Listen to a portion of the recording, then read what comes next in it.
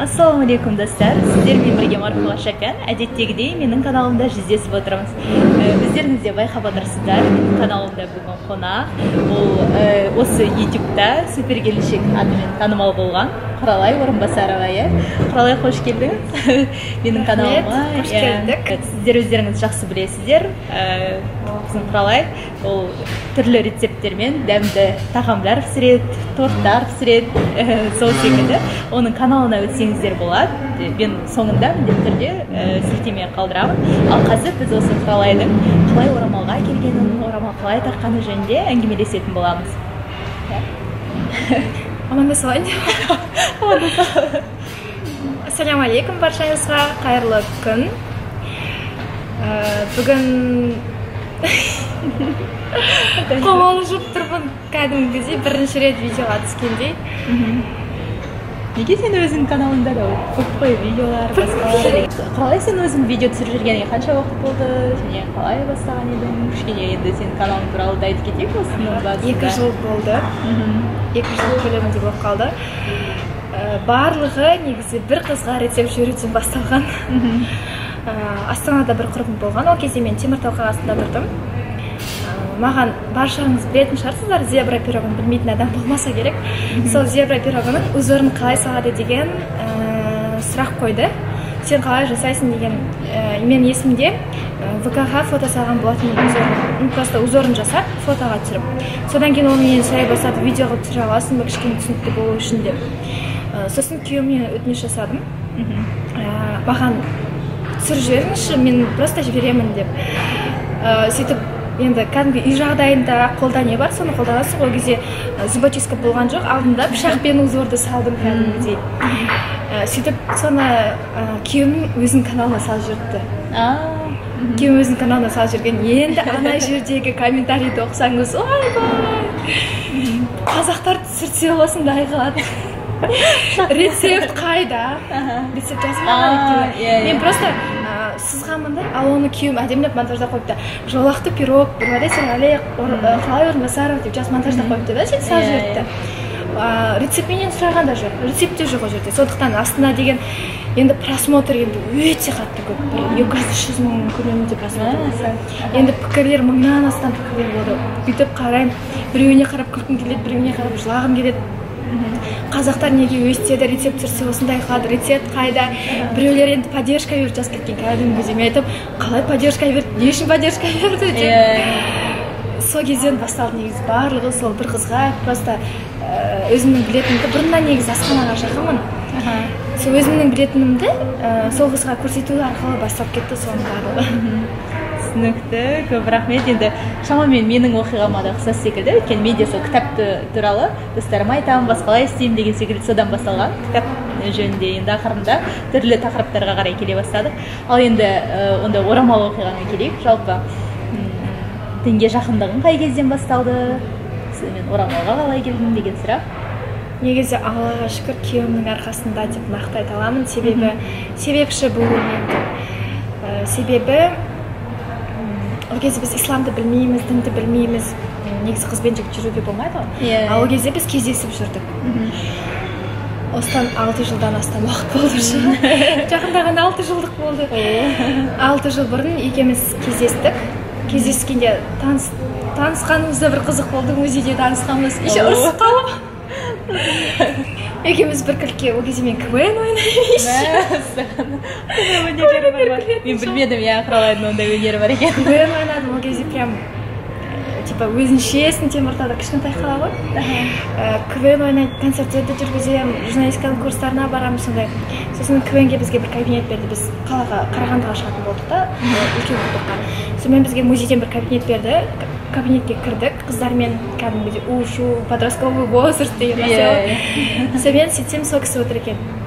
Сөйтіп қарадым да, кілтті қалдырып кетіңіз дедім. Ол кісі айтты, қалдырмаймын деді. Өзің барып үстіне өзіңнің атыңа жаздырып аласың деді. Сөйтіп прям олай ешкім отказ жасап көрмеген ғой.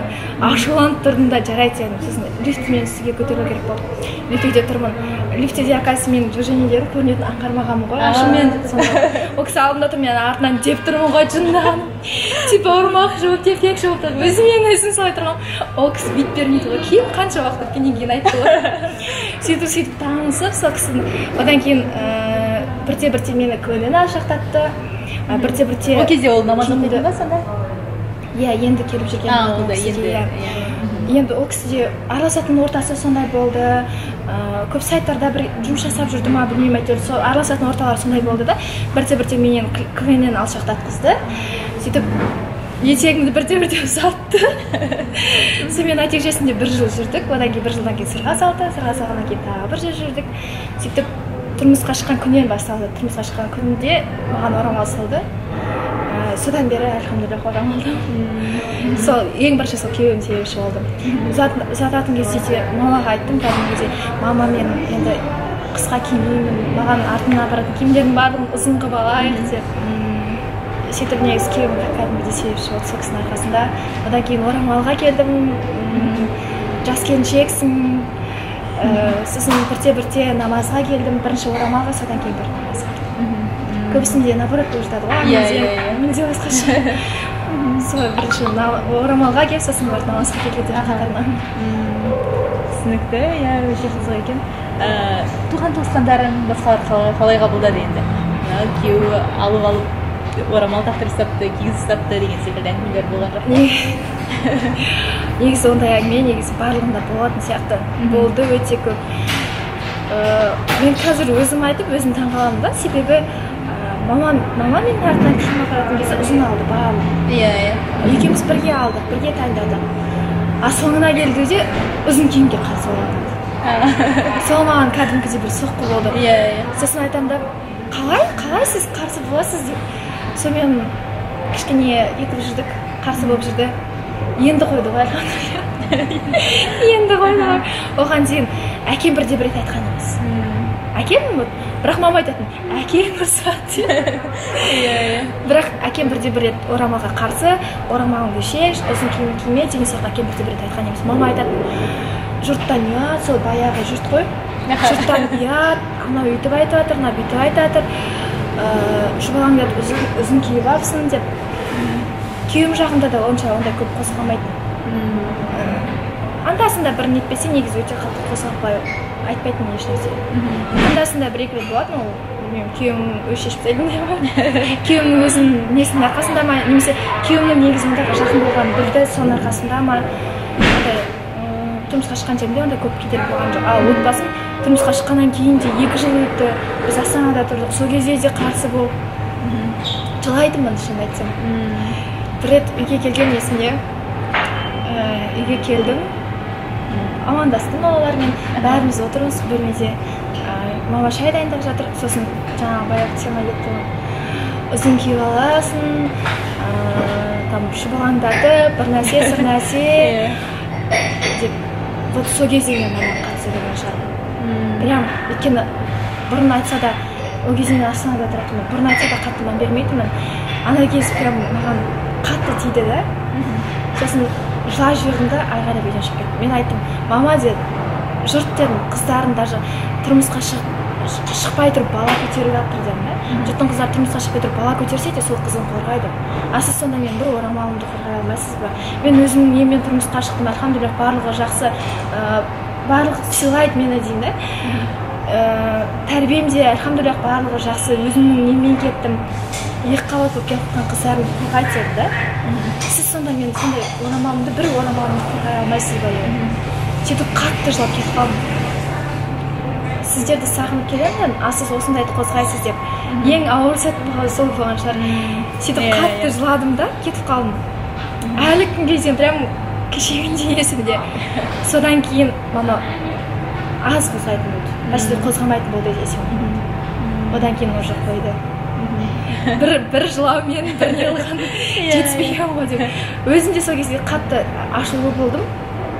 Папа да болып мамам үйде шатыспасам, енді онда еш нәрсе есіне емес, тек қана мама екеуміз ұрысқанымыз ғана есіне қалған. Одан кейін барлығы альхамдулилля халықтың қалауымен барлығы өтіп кетті.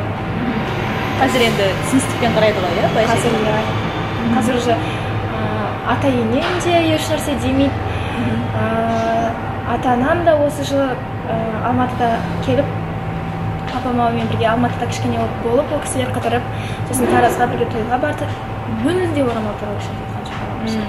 Кейін осы бір 3-4 ай бұрын папа видео жіберді. Маған және сестрам қаласында қазір оқуға түскен. Сіңілім екеумізге видео жіберді.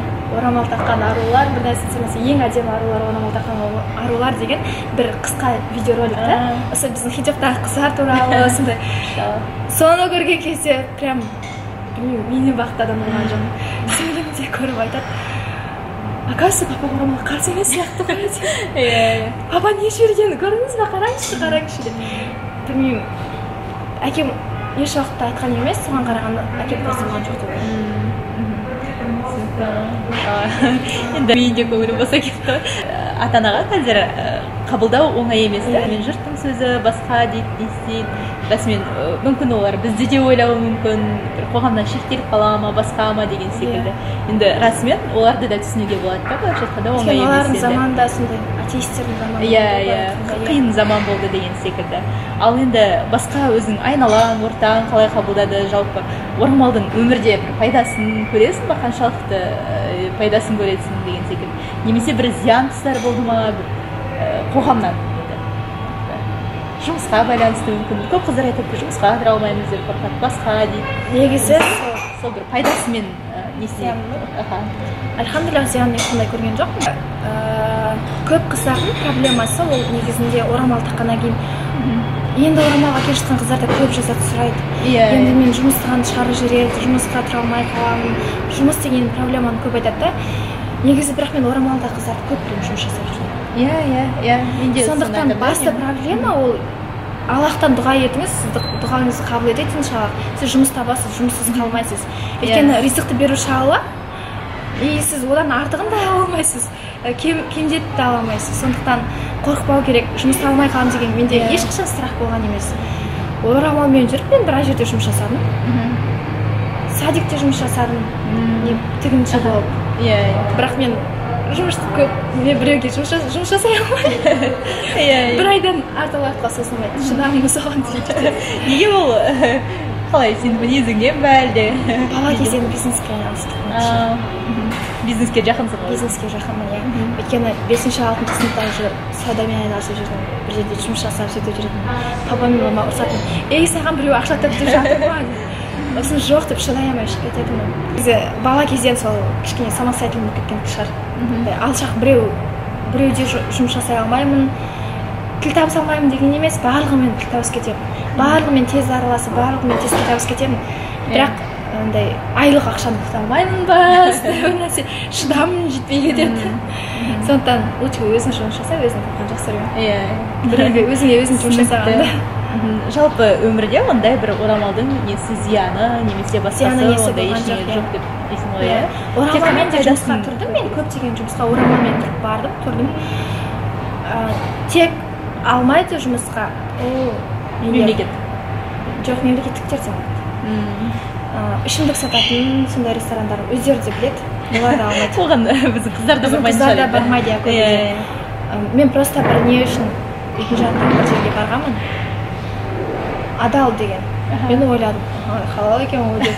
Оказывается, халал емес екен. Оказывается, ішімдік сатады екен. Жұмыс сұрағам. Жоқ деді, алмаймыз деді. Сосын ішімнен ашуландым да кейіннен. Қарасам, оказывается, жүзде ішімдік сатады. Негізі бізде көп қазір, мысалы, ресторандарда, асханаларда барлық жер көп орамалдағыларға емін-еркін жұмысқа алатын. Мемлекеттік орындарда, мен білемін, президентскийде жұмыс жасайтын қыздарды. Астанада, басқа жақта, альхамдулилlah, орамалда хиджабта. Көп ондай қыздар, просто сіз өзіңізге уверен болу керек сияқты. Сол кезде несінде өзіңде дұрыс болу керек, иә? Өзіңіздің жұмысыңызды жақсы білсеңіз, өзіңізде барлығы нормально болса, мамандығыңыз барлығы жақсы болса, ешқандай қиындықсыз болмайсыз. Қазір мен хиджабта бір таныс құрбым бар. Больницаға жұмысқа тұрғалы жатыр. Ешқандай қиындықсыз. Қазір уже нелерін қорғап жатыр. Бұрын істеген, қазір декретте болған, Павлодарда істеген. Қазір орамалмен хиджабта ешқандай проблема жоқ. алып жатыр дейді. Значит, орамалмен алмайды деген өтірік дейді ғой. иә Сондықтан ол бір повер сенің мына айтқандарың біздің біраз қыздарға бір мотивация болды деп ойлаймын. Ары қарай басқа өздерін жетістіріп. Барша мысалы сондай шығар. Бізге маған да мысалы көп сондай сұрақтар келеді. Енді біраз сондай сұраққа жауап болды деп ойлаймын. Енді ары қарай да осы қалпыңнан таймай видеоларын түсіріп, қыздарға мотивация беріп жүре бер. Тілектеспіз, көп рахмет саған. Ал достар, біздің мына астында шығып тұрған Instagram парақшамызға жазып қойыңыздар. Көбінесе көп мәліметті сол жақтан негізінен аласыздар. Каналына жазылыңыздар, лайк басыңыздар, Құралайдың каналына жазуды ұмытпаңыздар. Және де осы каналдан, осы айдарымыздан кімнің қай қыздың орамал таққаны туралы оқиғасын естігіңіз келеді, ол туралы да міндетті түрде жазып кетіңіздер. Келесі кездескенше аман сау болыңыздар.